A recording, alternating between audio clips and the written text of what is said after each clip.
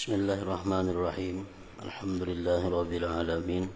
Wassalatu wassalam ala asyrafil anbiya wal mursalin sayyidina maulana Muhammadin wa ala alihi wa ashabihi ajma'in.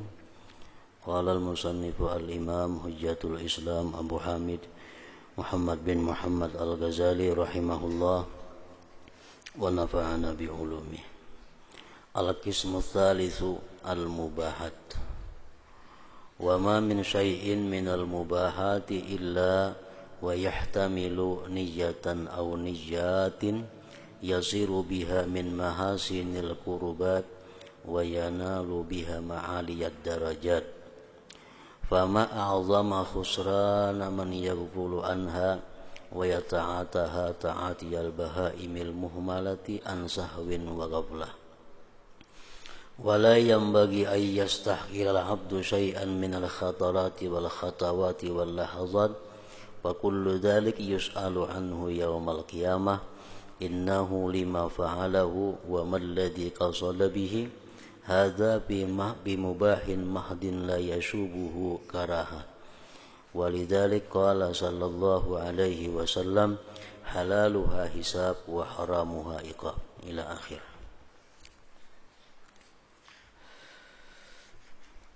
Makna daripada kalam Al-Imam Al-Ghazali rahimahullah wa nafa'ana bi ulumi. Bagian yang ketiga, perbuatan yang mubah. Sebagaimana dijelaskan bahwa perbuatan itu ada maksiat, itu tidak bisa dirubah dengan niat baik. Yang kedua, perbuatan taat itu bisa menjadi berlipat ganda pahalanya karena niat yang baik. Dan lagi yang ketiga adalah perbuatan-perbuatan yang mubah, perbuatan-perbuatan yang dibolehkan oleh agama. Tidak ada perbuatan yang mubah, tidak ada perbuatan yang boleh, melainkan ia memungkinkan satu niat atau niat-niat yang menyebabkan perbuatan mubah menjadi termasuk ibadah yang baik dan mencapai derajat yang tinggi. Jadi setiap perbuatan yang dibolehkan oleh agama itu bisa kita masukkan niat yang baik. Dengan demikian perbuatan yang dibolehkan tadi menjadi bagian daripada ibadah. Dan dia mencapai derajat yang tinggi di sisi Allah Subhanahu wa ta'ala.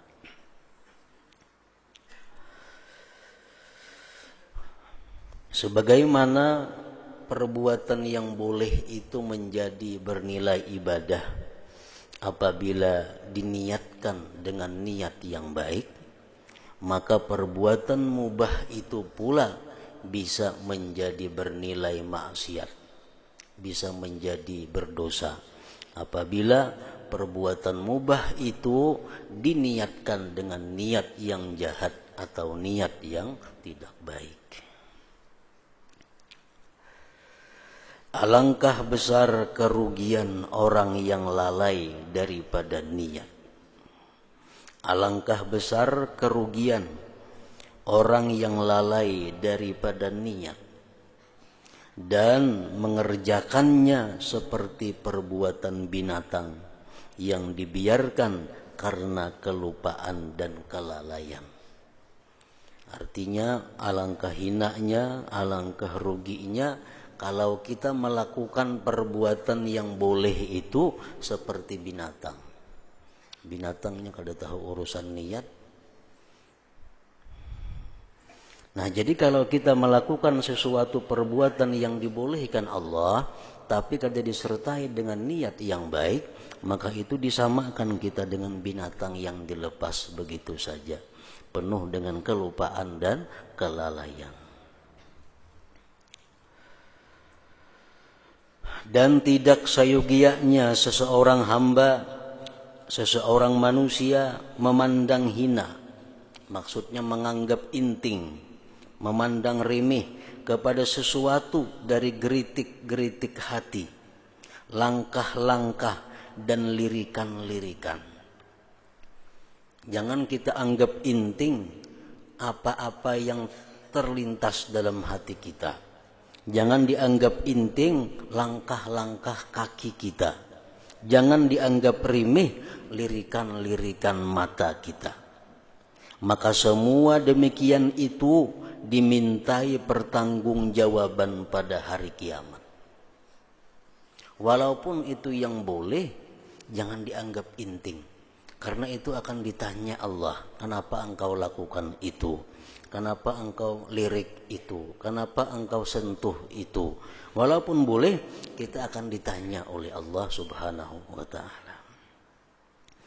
Bahwa mengapa ia mengerjakannya dan apa yang dimaksudkannya.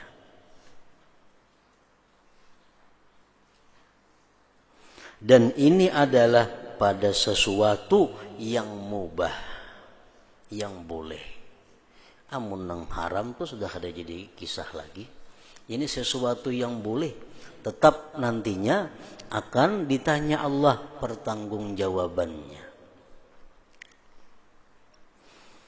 Dan ini adalah pada sesuatu yang mubah semata-mata, yang tidak dicampuri oleh kemakruhan. Apalagi bercampur makruh, apalagi bercampur haram. Karena itulah Rasulullah sallallahu alaihi wasallam bersabda, halaluha hisabun wa haramuha iqabun. Artinya halalnya adalah dihisab. Perbuatan-perbuatan yang halal, perbuatan-perbuatan yang dibolehkan oleh agama, itu nantinya akan dihisab oleh Allah. Wa haramuha iqab, dan haramnya adalah disiksa. Kalau perbuatan itu haram sudah jelas disiksa. Nah, yang halal ini pun akan dimintai pertanggungjawaban oleh Allah Subhanahu wa ta'ala.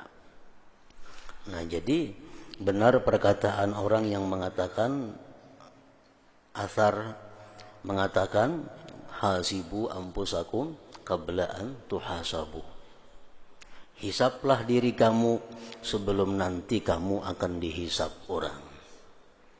Jadi sejak dalam dunia ini kita sudah bisa mengulah alasan. Sejak dalam dunia ini kita sudah bisa memberikan jawaban andai kata kita ditanya. Supaya di akhirat kaina lebih inting, lebih mudah, bahkan bisa kada dihisab lagi. Kita ulah dulu alasannya dalam dunia. Kita hendak menukar kendaraan contohnya. Nukar kendaraan boleh, kada dilarang. Kendaraan macam-macam, ada yang harga 10 juta, ada yang harganya 15 juta, ada harganya 20 juta. Kenapa kita nukar harga 15 juta? Kada nukar yang harga 10 juta. Napa alasannya? Nah, sebelum kayaknya di akhirat kita ditanya, kita mesti bisa dulu menjawab di dalam dunia ini. Kayaknya di situ gelabakan menjawab. Kita nukar pakaian ada harga 100 ribu, boleh kita nukar. Ada pakaian harga 200 ribu, boleh kita nukar. Ada pakaian harga 1,5 juta, boleh aja kita nukar. Cuma andai kata ditanya kita, kenapa nukar yang 1,5 juta? Kada nukar yang 200 saja, apa jawabannya? Nah, macam itulah karena Allah menanya setiap sesuatu yang dibolehkan di dalam dunia ini. Bila kita kada bisa mempersiapkan jawabannya, nah di situ kita akan mendapat hukuman. Kenapa Allah menanya hal-hal seperti itu? Kenapa maka ditakuni kita menggawi nang boleh ditakuni juga?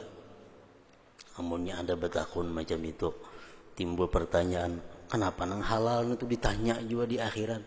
Nah, alasannya karena walaupun itu halal, walaupun itu boleh, tapi semuaan yang kita gunakan itu adalah nikmat Allah. Semua yang kita pakai itu nikmat Allah. Wajar kalau Allah bertakun sagan apa menggunakan nikmatnya. Sah aja Tuhan bertakun. Kemana duit itu ikam gunakan? Nah, jadi walaupun halal, tetap akan dihisap. Makin banyak kita punya yang halal, makin banyak hisapnya, makin banyak panjang hitungannya. Nah kalau nang haram tuh kada usah dipandir lagi, ikab ngarannya disiksa. Wa haramuha iqab. Nah jadi bila mana kita kada mampu mempersiapkan jawaban-jawaban yang bisa diterima oleh Allah, kada mampu kita nukar pakaian yang harga 1 juta. Emang boleh, duitnya ada, pakaiannya ada, halal. Kenapa nukar nang 1 juta? Maka ada orang nang pakaian nang harga 500 ribu. Ini bini-bini aja rajin itu, baik-baik pakaiannya. Kenapa nukar nang 1 juta? Maka ada orang berjual nang 500 ribu. Baik juga. Apa alasannya?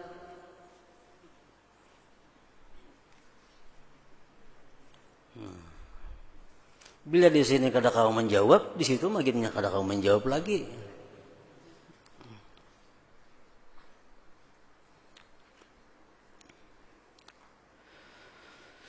Dalam hadis Mu'adz bin Jabal radhiyallahu anhu bahwa Rasulullah sallallahu alaihi wasallam bersabda, "Innal 'abda la yus'alu yaumal qiyamah an kulli syai'in hatta an kuhli 'ainaihi wa an futatit tinah bi asbu'aihi wa an lamsihi thawba akhihi." Artinya sesungguhnya seseorang hamba kelak akan ditanya pada hari kiamat mengenai setiap sesuatu. Setiap sesuatu kada akan lepas daripada pertanyaan.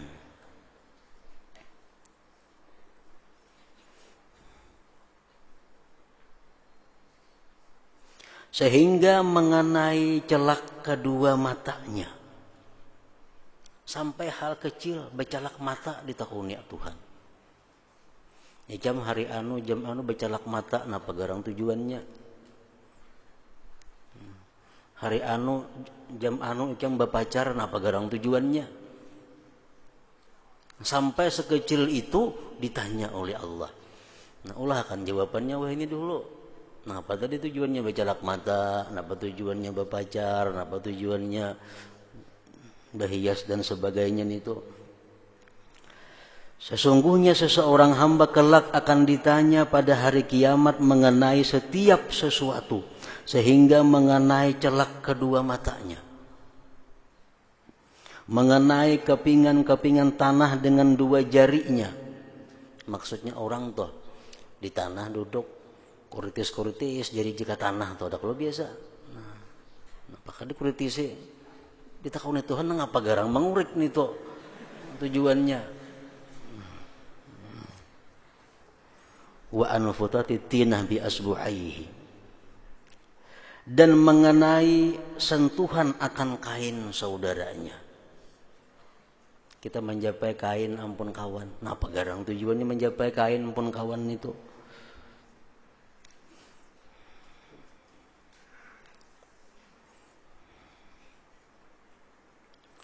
Nah jadi apa artinya? Di sini menunjukkan bahwa sangat penting niat. Nang ditakunakan Tuhan itu bukan itunya niatnya nang apa. Ini halal. Kalau halal itu kan jadi masalah gawiannya. Niatnya aja nang jadi masalah. Karena sesuatu nang halal dengan niat nang baik bisa jadi pahala. Sesuatu nang halal dengan niat yang kada baik bisa jadi dosa. Jadi Allah menakuni niatnya nang apa? Tujuannya apa? Dan di dalam hadis yang lain disebutkan, man tatayyaba lillahi ta'ala yaumal qiyamah wa rihuhu atyabu minal misik. Man tatayyaba lillahi ta'ala jaa yaumal qiyamah wa rihuhu atyabu minal misik. Wa man tatayyaba li ghairillahi ta'ala jaa yaumal qiyamah wa rihuhu antanu minal jifah.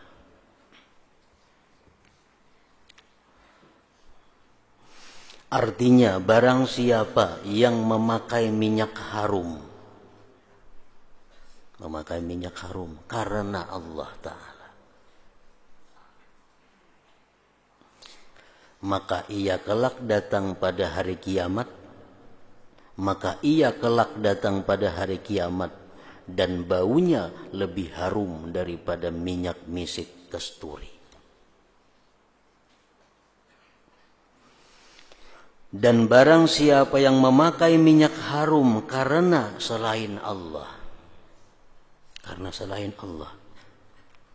maka ia kelak datang pada hari kiamat dan baunya lebih busuk daripada bangkai.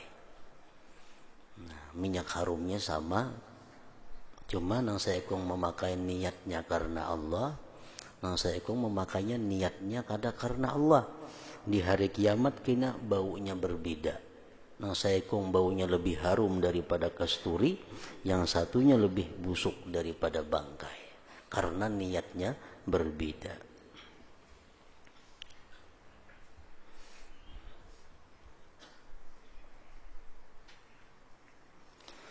Maka memakai minyak harum adalah mubah pada dasar hukum. Pada dasar hukum memakai minyak harum itu hukumnya boleh.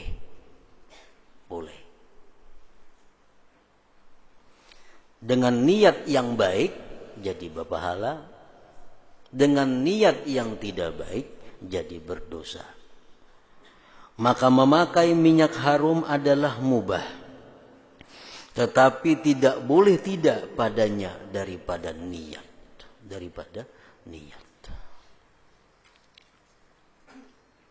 Kalau kamu bertanya, apa yang mungkin diniatkan dengan minyak harum, sedangkan ia adalah salah satu bagian nafsu.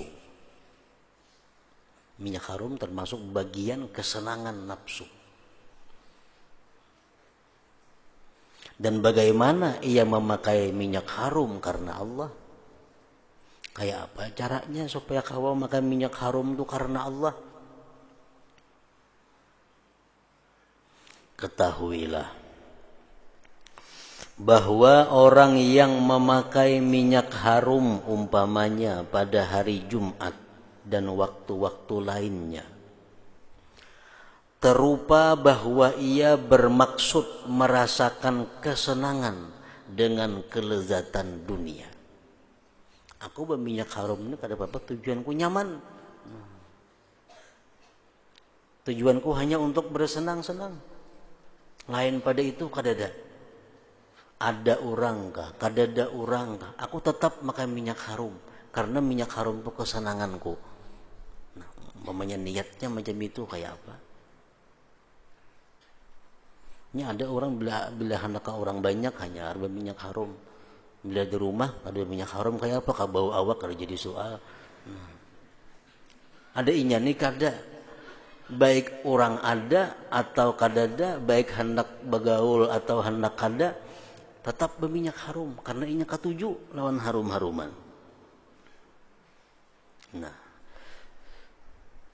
atau berminyak harum itu tujuannya bermaksud menampakkan kemegahan dengan banyak harta agar didengki oleh teman-temannya. Ini berminyak harum ini supaya berminyak harum dengan tujuan menampakkan kemegahan.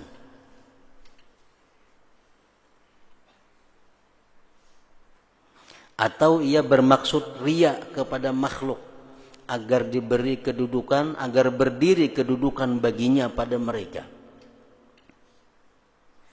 Dan ia disebutkan dengan keharuman bau. Minyak harum ada tujuannya untuk menampakkan kemegahan kepada orang. Ada berminyak harum tujuannya supaya dikatakan orang sebagai harum. Atau agar ia disukai oleh wanita-wanita ajnabiyah apabila ia menganggap halal memandang kepada mereka. Dan karena hal-hal lain yang tidak dapat dihitung, macam-macam. Ada yang berminyak haram tujuannya nyaman, mencari kenyamanan. Ada yang berminyak haram karena menampakkan kemegahan, menampakkan kekayaan. Ada orang berminyak haram supaya dianggap orang ingin itu peharuman. Ada yang berminyak haram supaya dinilai orang, macam-macam. Nah, kayak apa niat-niat seperti tadi?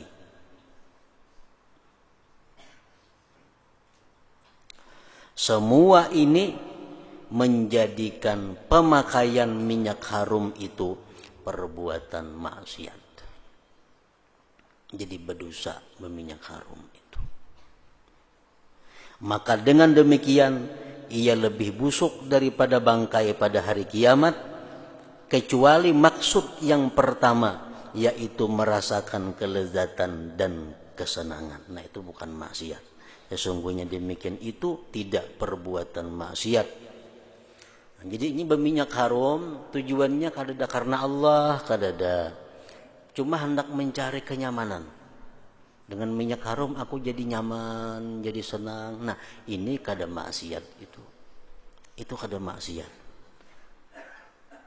Kalau ini berminyak haram supaya dikatakan orang bahwa dia haram, nah itu maksiat. Berminyak haram dengan tujuan supaya dinilai orang ini itu megah, maksiat. Berminyak haram untuk menampakkan kekayaannya, maksiat. Berminyak haram dengan tujuan mencari kesenangan belaka, itu bukan perbuatan maksiat. Hanya saja ia kelak ditanyai mengenai demikian.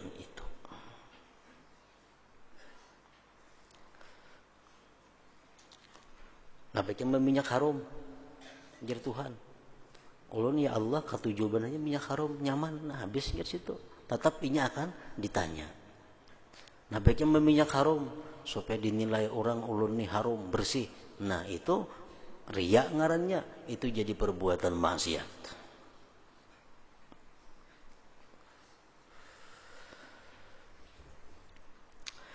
Barang siapa diperdebatkan hisabnya, maka ia disiksa.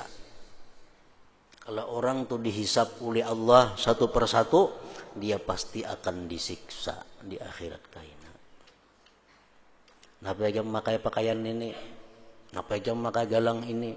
Napa jam makai sepeda ini? Kenapa jam makai mobil ini? Kenapa jam makan itu? Dihisab tunggu bijian, pasti manusia akan dapat siksa di akhirat. Tidak akan lulus. Maka ia disiksa. Dan barang siapa mengerjakan sesuatu dari perkara yang mubah dari dunia, maka ia tidak disiksa di akhirat, tetapi kurang kenikmatan akhirat baginya menurut kadarnya. Ini perbuatan mubah. Perbuatan mubah dan niatnya itu kada niat lain hanya untuk kesenangan. Artinya niat maksiat kada, niat taat kada ada. Ini perbuatan mubah nang niatnya hanya untuk bersenang-senang semata, bukan niat maksiat, bukan niat baik. Nah, ini walaupun di akhirat dia kada disiksa, tapi ini akan mengurangi bagian kenikmatannya di akhirat kaina. Akan mengurangi bagian kenikmatan surga di akhirat kaina. Orang makan yang nyaman-nyaman dimakani dalam dunia nih. Karena halal aja boleh. Niatnya apa? Benyaman-nyaman benar, kada ada tujuan lain. Niat maksiat kada, niat baik kada ada. Cuma katuju nang nyaman-nyaman, nang baik-baik. Nah ini walaupun dia halal, dia akan berkurang bagian kenikmatan di akhirat karena sudah disegerakan bagiannya di alam dunia ini. Nah kalau niatnya bagus, baik dunia akhirat ngarannya.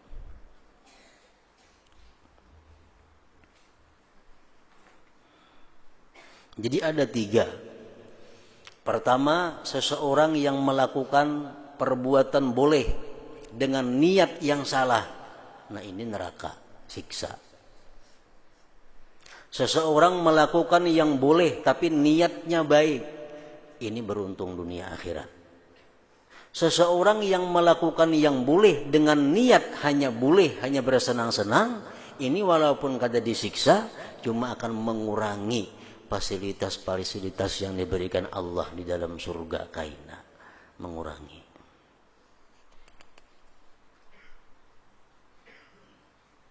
Tetapi kurang kenikmatan akhirat baginya menurut kadarnya. Dan cukup akan engkau kerugian bahwa disegerakan yang fana, dan rugi akan tambahan kenikmatan yang tidak akan fana. Rugi sudah kita. Kita tuh melakukan hal yang mubah, melakukan hal yang boleh, tapi niatnya kadada, niat maksiat kadada, niat baik kadada, itu sudah rugi. Karena kita menukarakan kenikmatan nang baka, nang abadi dengan kenikmatan dunia yang fana ini.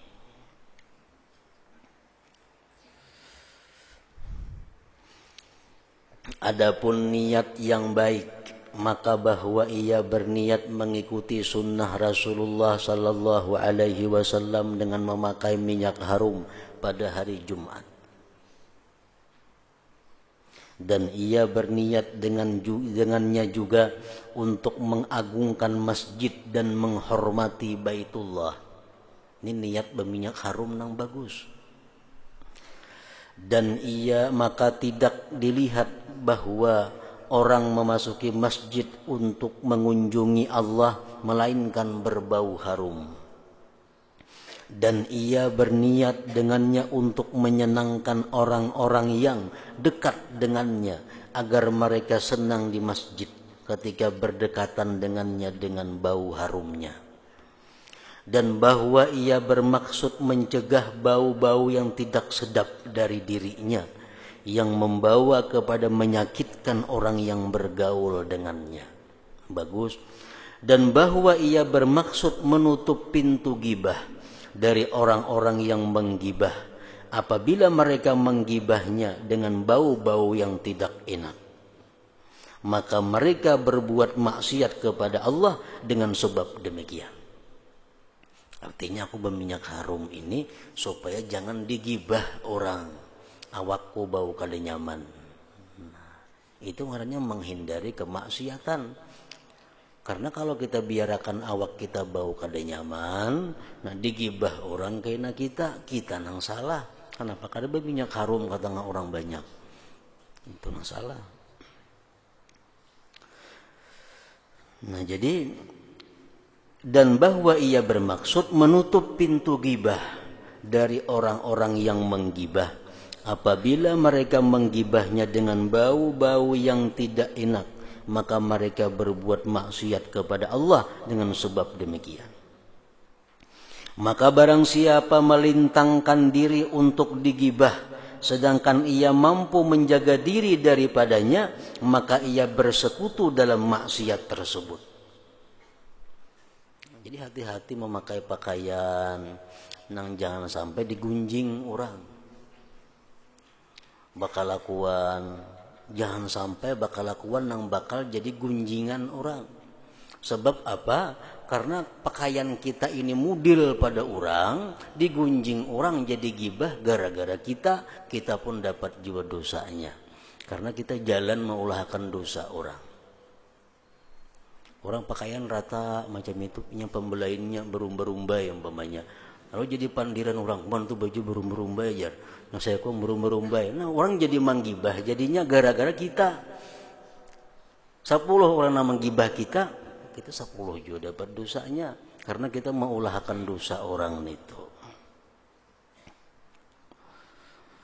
Maka barang siapa melintangkan diri untuk digibah sedangkan ia mampu menjaga diri daripadanya, maka ia bersekutu dalam maksiat tersebut. Seperti yang dikatakan, idza tarahalta an qaumin wa qad qadaru an la tufarikahum parrahiluna humu.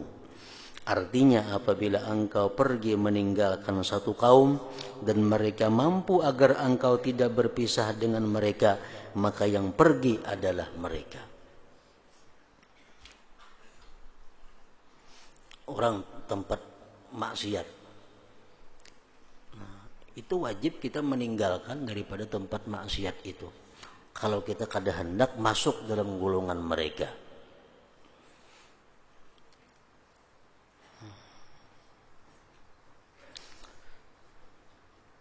Jadi perbuatan baik dan perbuatan maksiat itu dapat akibatnya orang yang melakukan, dan dapat juga akibat orang-orang yang mengulahkan sebabnya, dapat juga akibat orang-orang yang menyukainya. Ada orang berbuat maksiat di Jakarta, kita di Barabai Bagana, kita dapat dosanya. Kenapa? Karena kita suka dengan perbuatan maksiatnya itu. Padahal yang berbuat itu orang sana saling jauhan lawan kita. Cuma karena kita suka dengan maksiat mereka, kita dapat sekutu, dapat saham dalam dosanya. Nah demikian pula perbuatan kebaikan. Ada orang di sana berbuat hal-hal yang baik, hal-hal yang bernilai pahala. Lalu kita suka dengan mereka itu. Nah walaupun kita jauh, walaupun kita kadang melakukannya, tapi karena sukanya kita dengan kebaikan itu, kita pun dapat juga bagian daripada pahala kebaikan itu. Allah Ta'ala berfirman, وَلَا تَسُبُّوا الَّذِينَ يَدْعُونَ مِنْ دُونِ اللَّهِ فَيَسُبُّوا اللَّهَ عَدْوًا بِغَيْرِ عِلْمٍ. Al-An'am 107. Artinya, dan janganlah kamu memaki orang-orang yang menyembah selain Allah, karena mereka nanti akan memaki Allah dengan melampau batas tanpa pengetahuan. Allah Ta'ala memberi isyarat dengan firman-Nya tersebut bahwa menyebabkan kepada kejelikan adalah suatu kejelikan.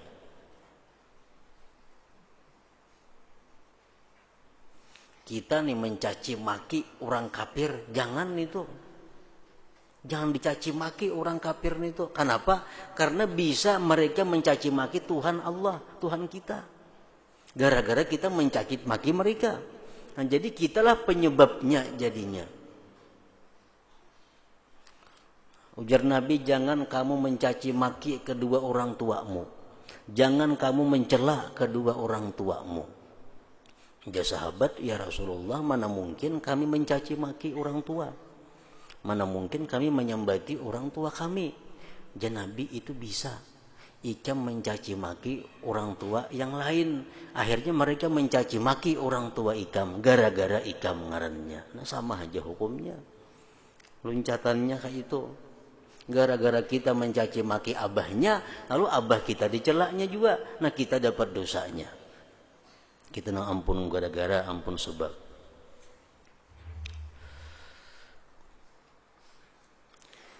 Allah Ta'ala memberi isyarat dengan firman-Nya tersebut bahwa menyebabkan kepada kejelikan adalah suatu kejelikan. Menyebabkan kepada satu dosa adalah dosa. Dan ia bermaksud dengan memakai minyak harum untuk mengobati utaknya, agar bertambah kecerdasannya dan kepandaiannya, dan mudah atas memperoleh kepentingan-kepentingan agama dengan berfikir. Nah itu niat yang bagus. Kita hendak mutalaah, kita hendak memaham satu masalah agama, itu diperlukan tempat yang sesuai, diperlukan tempat yang mendukung. Lalu kita harumi tempat kita dengan dupa, kita harumi awak kita dengan harum-haruman, karena membantu kita untuk cepat menyelesaikan masalah agama ini. Nah itu bagus niatnya. Al-Imam Syafi'i rahimahullah berkata, barang siapa harum baunya maka bertambah akalnya. Ini dan contoh-contoh sepertinya dari niat-niat tidak lemah orang yang ahli fikih daripadanya apabila perdagangan akhirat dan mencari kebaikan itu kuat dalam hatinya. Kalau kita hendak mencari akhirat, kalau kita mencari kebaikan-kebaikan yang banyak, kita kadang akan melakukan sesuatu yang boleh sebelum kita ada niat yang baik. Sebelum ada niat yang baik.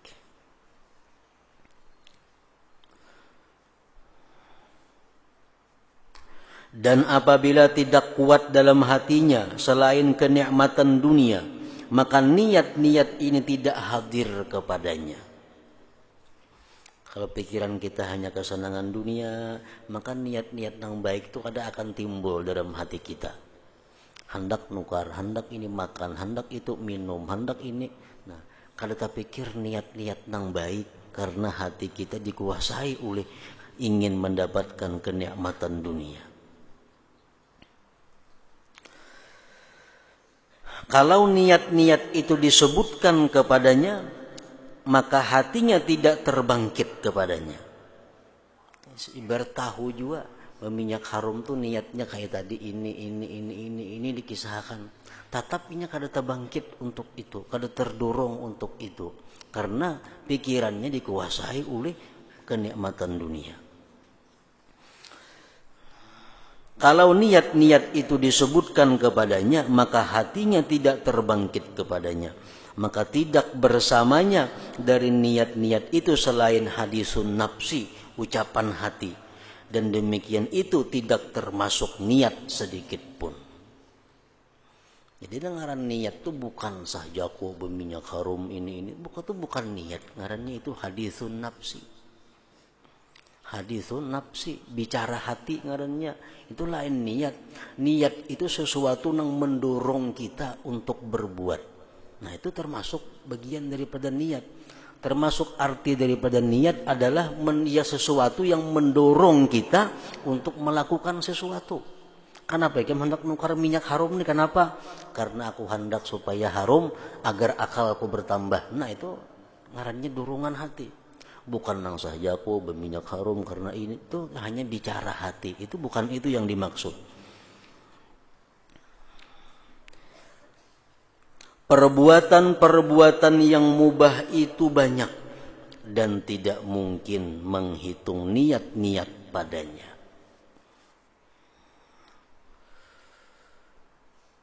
Maka kiaskanlah yang lainnya dengan yang satu ini.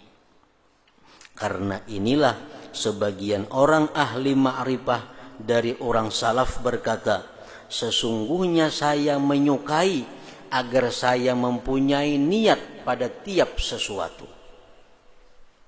Mempunyai niat pada tiap sesuatu. Sehingga pada makananku, minumanku, tidurku, dan masuknya aku ke dalam WC. Semuaan itu ada niat yang bisa menjadikan kita bernilai ibadah. Bisa menjadikan kita berpahala. Al-Imam As-Sadi rahimahullah, beliau begitu dihidangkan air minum, di air minum, kalau sidin minta air minum yang dingin, nang dalam kulkas ibarat kita wahin yang dingin, nang bais, sedangkan yang lain-lainnya kada, minum biasa. Waktu itu hari sangat panas, jadi orang-orang yang lain, kawan-kawan sidin diberi minum biasa, minum banyu biasa. Sidin begitu dihidangkan banyu biasa, minta banyu yang paling dingin. Nah, jadi kawan-kawan Sidin bertanya, kan apa pian minta yang paling dingin? Nah, pagarang niat pian tujuannya. Nah, Sidin tujuannya ikhrajus syukri lillahi ta'ala, untuk mengeluarkan kesyukuran kepada Allah. Karena kalau hari itu sangat panas, kita minum banyu dingin, lawan yang kada dingin, lain nyamannya.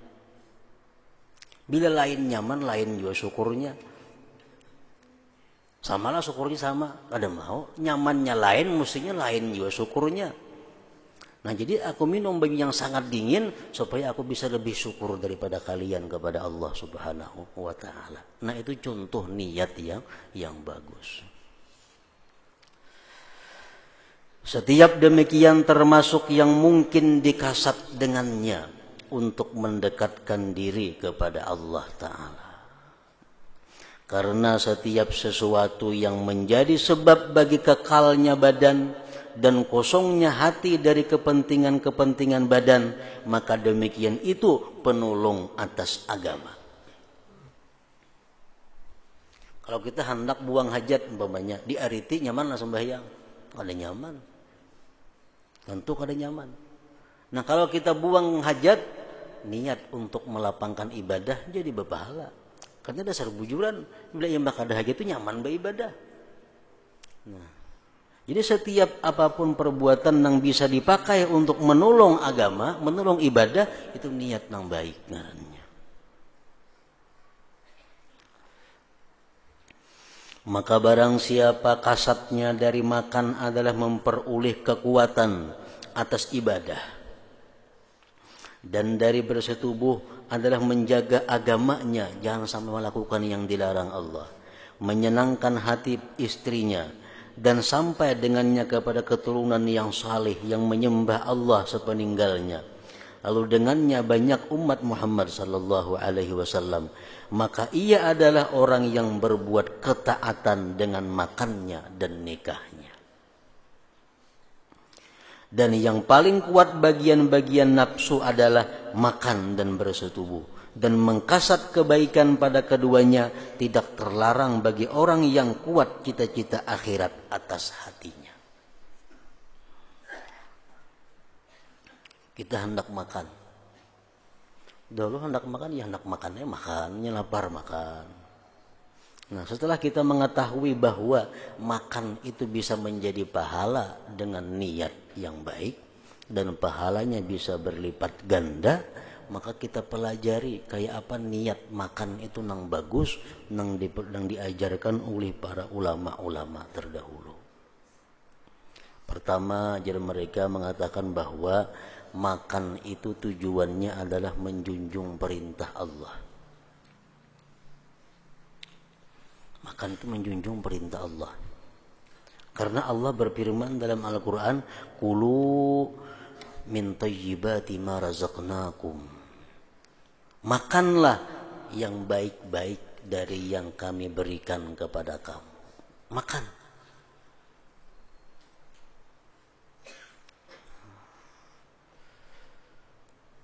Jadi makan kita kalau niatnya demikian, jadi berpahala.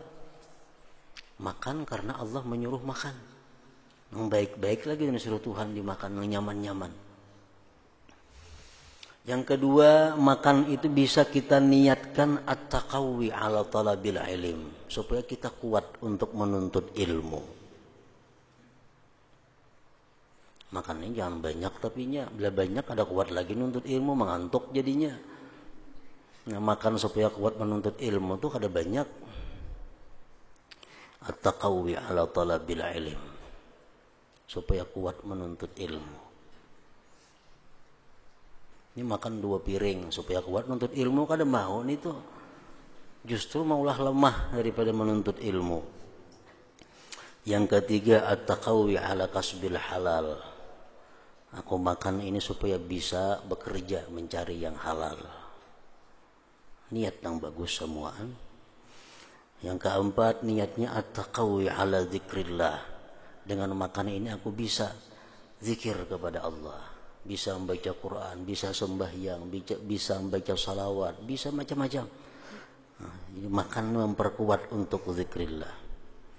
Yang kelima, aku makan ini apa? Hifzul badan anil halak, menjaga badan jangan sampai celaka.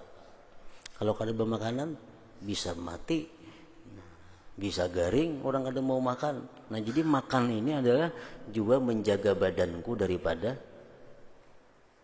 penyakit, daripada celaka dan sebagainya. Yang keenam, yang lebih penting, makan itu adalah istikhrajus syukri lillah. Hendak mengeluarkan syukur lawan Allah. Syukur itu ada dalam hati sudah, cuma belum terkeluar lagi. Begitu makan, nah terkeluar syukur kita, alhamdulillah. Bisa mbah makan kita pasti alhamdulillah.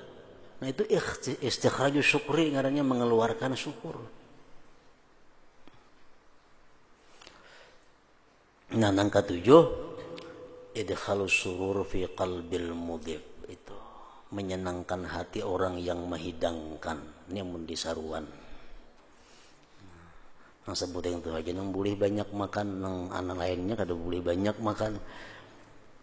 Menjunjung perintah Allah Ta'ala, jangan bertambah-tambah. Supaya kuat nuntut ilmu, jangan bertambah makannya. Supaya kuat mencari halal, jangan bertambah makannya. Supaya kuat berzikir, jangan bertambah makannya. Menjaga badan dari binasa,